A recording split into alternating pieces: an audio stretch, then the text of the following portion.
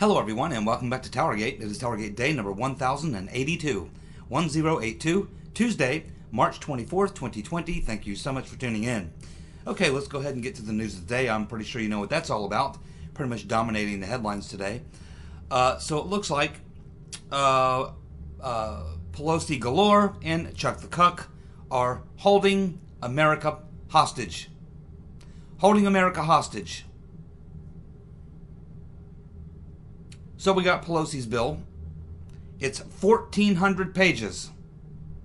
1,400 pages, which is about 3 times the size of the bill that they just voted against, which really just specifically targets things associated with the coronavirus and getting relief to individuals, families, small businesses, and yes, even large corporations. Because quite honestly, do we really want Boeing to go bankrupt along with every other damn major corporation? That's not good.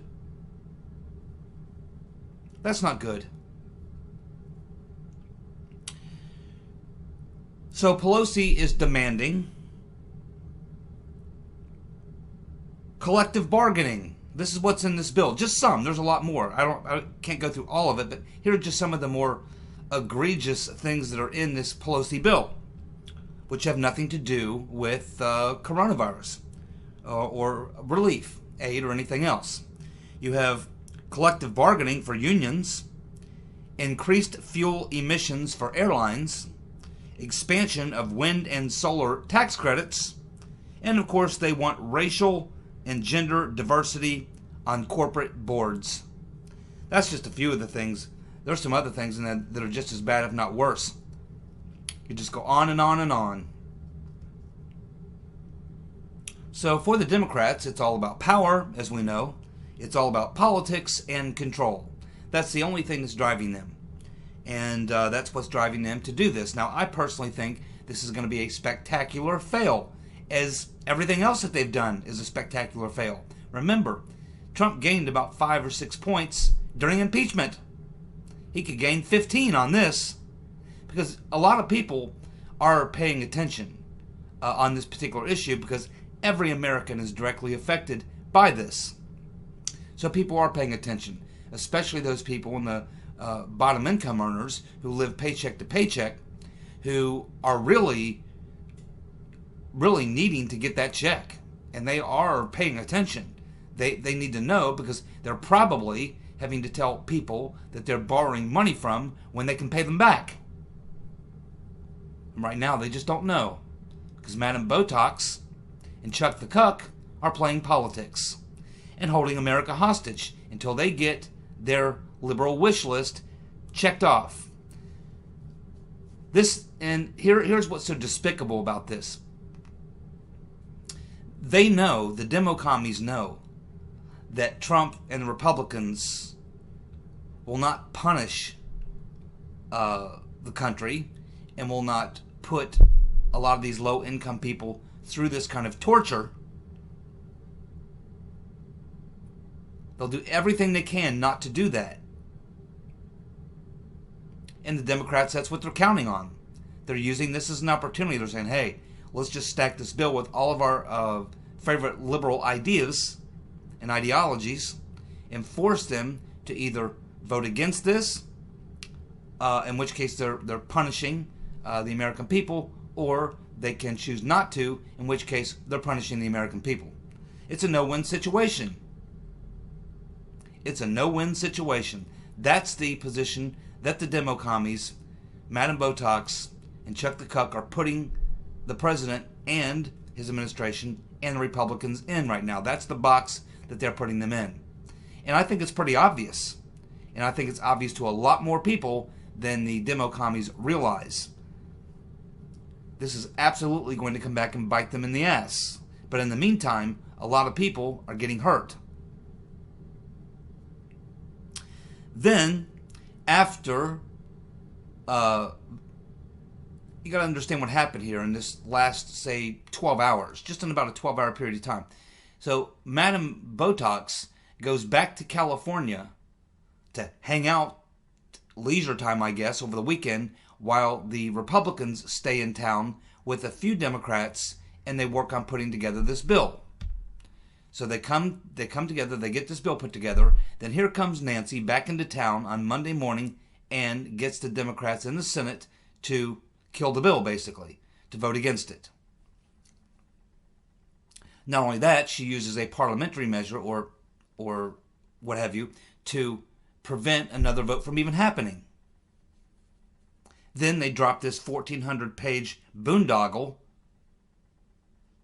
and they say that this is what has to pass before they can move on and go back to the Senate and go through this whole process again, which could take, at the very least, several days. That's if they all agree on everything. And that's not going to happen. So you can see that the game that they're playing here, they're giving us a no-win situation to punish Trump and to punish all of us who voted for Trump. The Dimo-Commies are basically hell-bent. I mean, they know they can't beat Trump at the ballot box in November. Madame Botox knows she's probably going to lose control of the Congress and lose the gavel, which means she's probably done. Her career is probably over. And so it's a scorched earth policy. Punish America for not electing Hillary. That's basically what it comes down to right there. But anyway, after all that, then Madame Botox steps up to the podium and she gives a little speech where she demands that the Trump administration drop their lawsuit that's ongoing that is seeking to strike down Obamacare.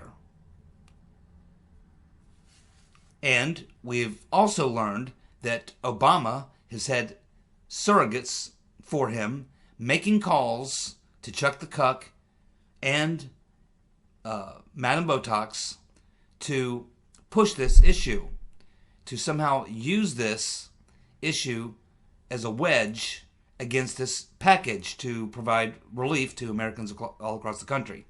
So here we even have Barack Hussein Obama working from the sidelines. He's probably vacationing in Hawaii somewhere. Probably not affected by this at all. Probably doesn't give a damn. In fact, I know he doesn't give a damn. And he wants to use it to try to get a little bit of leverage to keep his signature piece of disastrous legislation from being completely gutted out, rooted out, and eliminated. It's basically over anyway. But he's trying to hold on to it. And he's willing to hold the country hostage right along with Pelosi Galore and Chuck the Cuck in order to do so. When I tell you all the time on these videos that the Dimo-Commies are evil, I mean it. Now, probably some of you just think I'm just saying that, or I'm just half joking, half serious. That they're really just, bad politicians, or they have bad policy. No.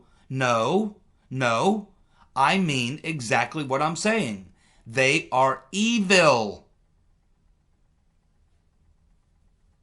They are pure evil, man. That's what they are.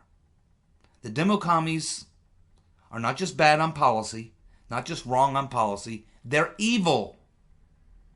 Been watching them for a long time. They're hate-filled lunatics. And they continue to prove it day after day. The more you see of them, the less you like them. Okay, let's move on to the latest disaster from Burisma Joe. Well, they finally got his stuff all put together there at his house in Delaware so that he could start broadcasting to the nation to give his perspective on what he would do if he were president heading up this crisis.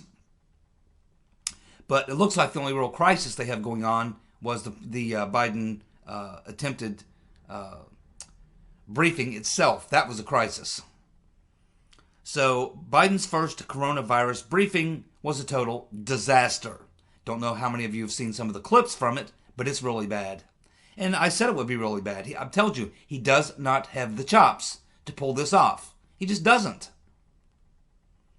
His teleprompter failed. And of course, when his teleprompter fails, he's in a lot of trouble. So his teleprompter fails, then his mind goes blank, as you would expect, and then even sends a little signal for help, like, help. You see, his hand is like, help. Yes, the teleprompter failed, and his mind went blank, and then he needed help. But none was there. Now, even the left-wing news outlets had to drop his briefing because it was so bad. And another thing, another huge error on the part of Burisma Joe and his staff, they can't even properly arrange a internet briefing for Burisma Joe. They can't get that together. They can't get the teleprompter to work.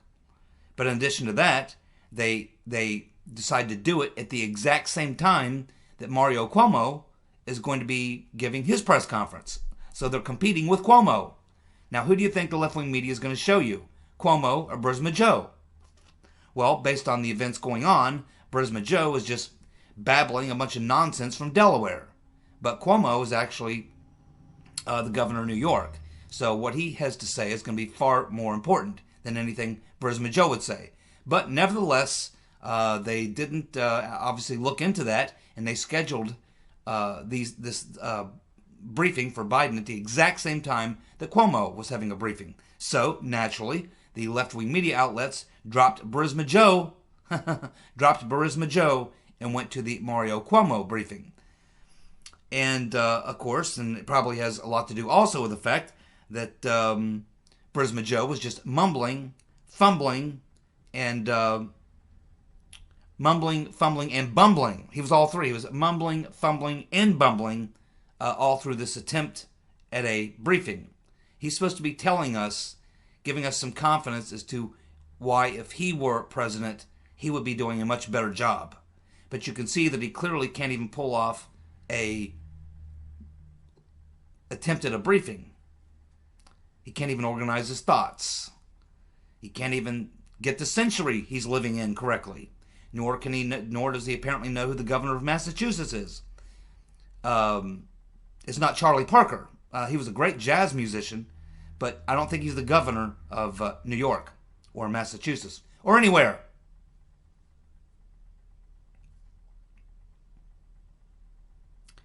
So, as you watch Burisma Joe, time and time and time again, and you see the mental failings, you can only, at this point, I think that the DOJ should consider charging the Dimo-Commies with elder abuse, particularly his wife and his family. They need to be charged with elder abuse. You should never put an elderly person like Burisma Joe, who's clearly suffering from something, dementia, early onset of Alzheimer's, I don't know what, but something's going on between his ears. And it's not good. And it appears to me, I would classify it as elderly abuse. It's despicable. And it's sad. So, he looked bad, and he sounded worse. My oh my, what a mess. Well, we have trending on Twitter right now, Pelosi hates America. Yes, that's right, Pelosi hates America. That is trending on Twitter at this moment. And I don't know, maybe there'll be enough pressure put on her and the Dimo-Commies that they have to capitulate and end this malfeasance and actually sign on to this relief package. Maybe there'll be enough pressure, but I don't know, because I honestly don't think they care. I just don't think they care. They live in a bubble. Pelosi's worth, what, $300 million? She could give a damn. She could give a damn. She's not affected by any of this. Of course, Twitch McConnell was out there on the Senate floor ripping Pelosi and Schumer and the Democrats a new one, and he should. And to the extent that he can, Mitch doesn't get really excited too often. But you can tell that he's pretty damn upset, and he should be. Now, I don't know. No one knows the rules of the Senate better than McConnell. And I don't know if there's any rules he can use. I don't know what he can do. But, well, there's a lot of things he can do down the road to punish Democrats. But again, I think that they're in a mindset that they think every hill is a battle they should die on. Because they've already lost the war. What does it matter? And it's tough when you're going against an enemy who has nothing to lose. And the Demo-Commies just have nothing to lose. That's the problem Twitch faces, right along with President Trump. Now, we're getting some more information as to why there was such a big shortage of the N95 masks. The shortage of N95 masks, which the liberal media has been crowing about for 3 days now, at least. Well, we're now learning that what happened is that the supply became depleted under the Obama administration, and they never restored or restocked the N95 masks after the supply was depleted during the Obama administration. Now, what are the Dimo-Commies trying to do?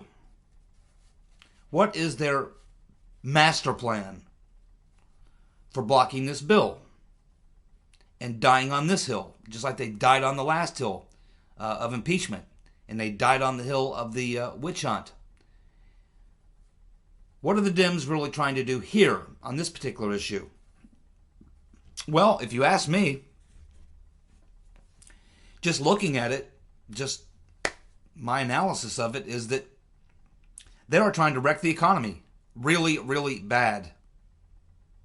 They want to really, really wreck the economy and see as much suffering, excuse me, wreck the economy and see as much suffering and impose as much suffering on the country as they can.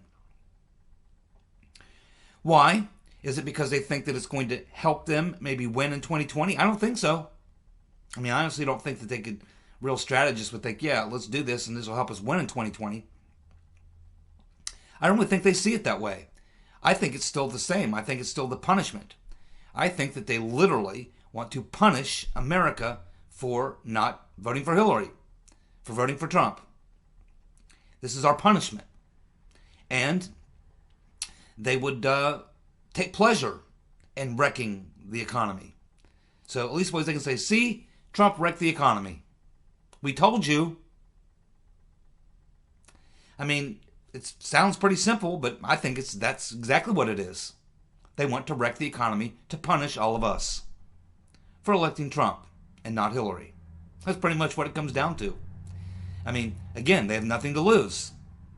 Nothing. They know they're not going to win the White House in 2020. No matter how bad the economy gets, what's the alternative? Burisma Joe? I don't think so. So there's no way for them to win here. It's a lose-lose. It's scorched earth. It's like, if we're going down and you're not going to let us have power, we're just going to break everything, destroy everything, ruin everything. I think that's basically what it is. Plain and simple. I don't think it's that difficult to see. So, God willing,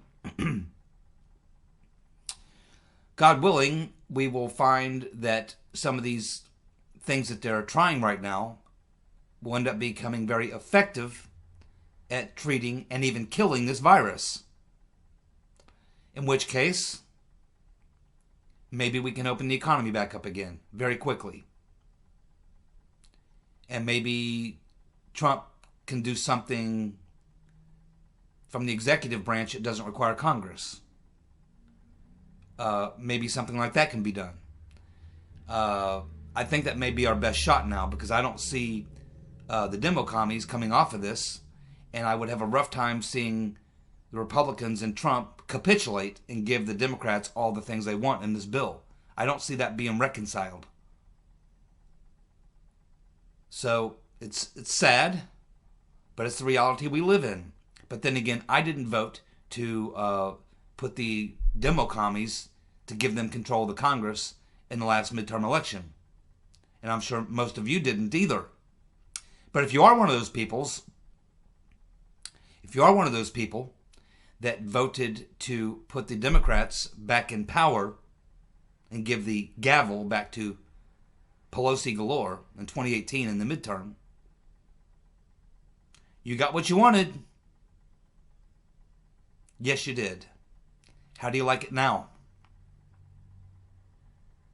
Thank you so much for tuning in. I'll be back tomorrow with more TowerGate. You guys have a good night. See you. Bye.